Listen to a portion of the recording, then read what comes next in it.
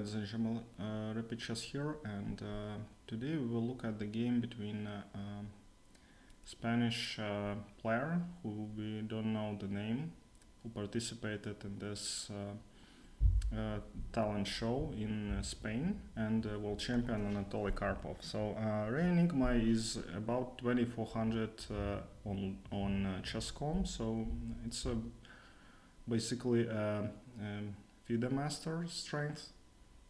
And Anatoly Karpov is world champion, one of the greatest players of all time, and definitely it's a good way to play against this person in any kind of event, especially in Talant Show. Okay, so Rey Enigma plays white. He plays d4, knight f6, knight f3, e6. So knight f3 is I think move which is preferred by players who don't want any action, don't want to go into some forced lines, so they just say, okay, I'll just develop my pieces, and that's it. So e3, very modest again. I'd recommend something like bishop f4, for instance, yeah, but e3 is okay. d6, bishop d3, knight to d2. Don't really like this move. I think knight to d2 is a bit passive. I'd suggest to go for b3 and c4 setup, and maybe move the knight to c3 later in the game, but okay. White's play is just very solid, because Karpov definitely is better opening player, and when you play in this kind of player, you want to game, and it was fast control game, so he goes for a longer variation, and maybe it's a part of scenario when nobody will just appreciate if you play just a short game. It's a lot of spectators there, and you just want to show some longer game. So I don't like this CD by Karpov. d5 is much better in my opinion. Just not giving away the center, and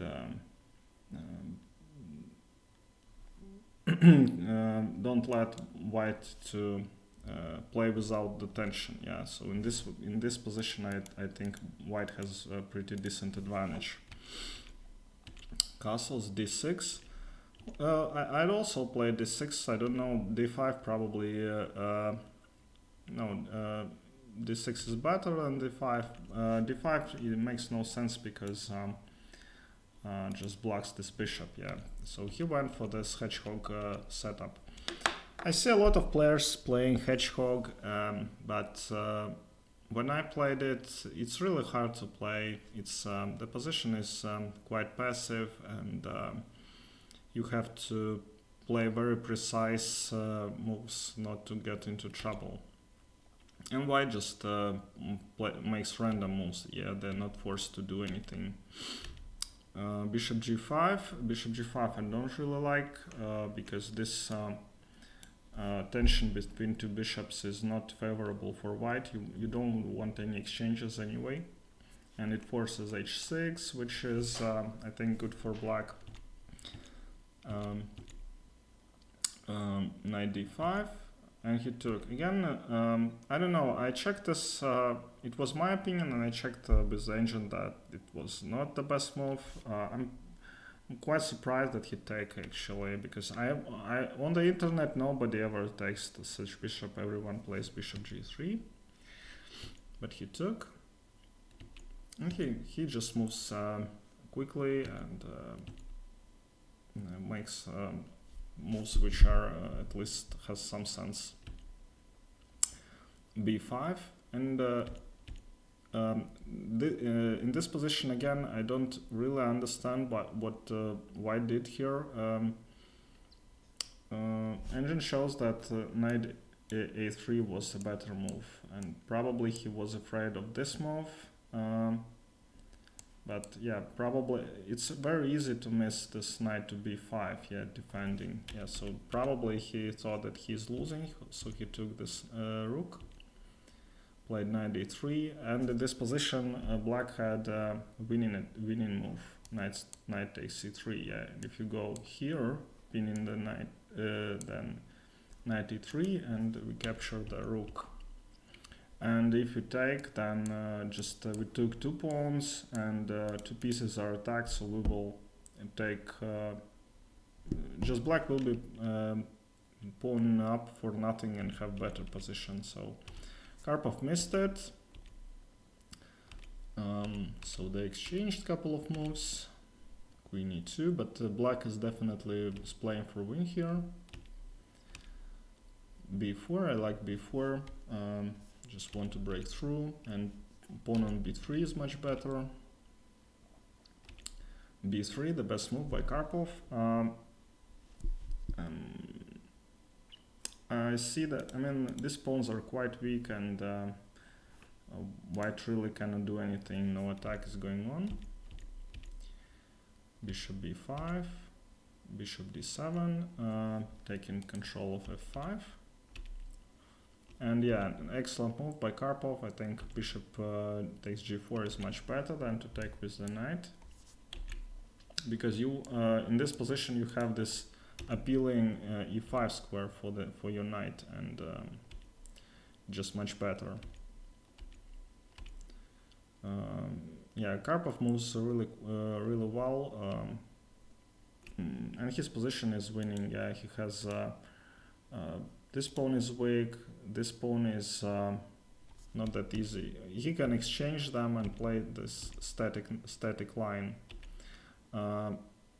Yeah, now he has to defend, but this pawn will fall on d5. Takes, check. Yeah, and queen g3. Yeah, queen g3 is the best move, but I think I would still try to keep queens on board. I don't want this passivity. Yeah, and they exchanged. Bishop e6, I think, is the best move here, because what happened is that this knight became an ultimate piece in the center, and this bishop is just empty. I don't know why he didn't capture. Probably Karpov was low on time already. f6.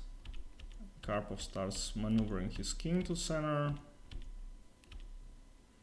and yeah, black's pawn placement is excellent. Yeah, he cannot break through, and he didn't want to play for, and in this position he actually blundered. Yeah, this bishop g8 is a blunder, because somehow this rook gets lost after king c3. And the rest of the game, just Karpov was on seconds, and they were playing without increment, so he took everything, started to promote for queen, took the pawn. Yeah, not that easy. Check. Yeah, and in this position, Karpov lost on time. So he needs 5 more moves to mate, and he lost on time, so the game ended in a draw. Okay, good game, Anatoly. Good game, Rey Enigma. Thank you for watching, and see you next time.